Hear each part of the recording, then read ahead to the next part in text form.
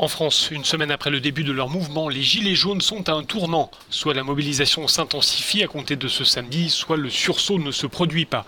Ces derniers jours, le nombre de points de blocage a semblé diminuer. Mais de nombreux appels ont été lancés pour de nouvelles actions ce samedi, notamment à Paris.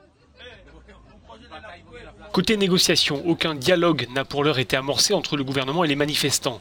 Jeudi soir, Nicolas Hulot, ministre de l'écologie, faisait son retour dans l'arène médiatique.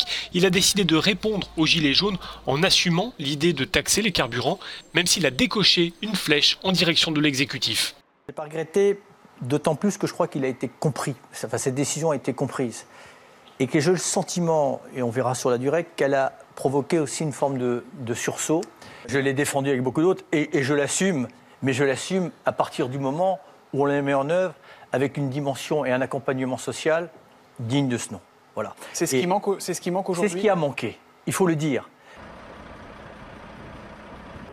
Le mouvement des Gilets jaunes est hétéroclite. Parmi ses initiateurs, un ancien militant du Front National qui revendique son appartenance à la France debout.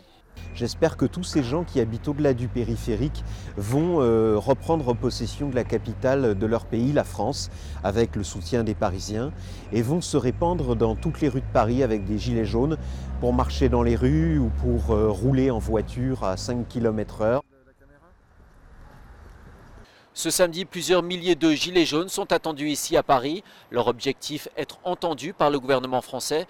Depuis le début de cette mobilisation unique en son genre, le gouvernement hésite entre d'un côté un discours de fermeté et de l'autre une volonté de dialogue.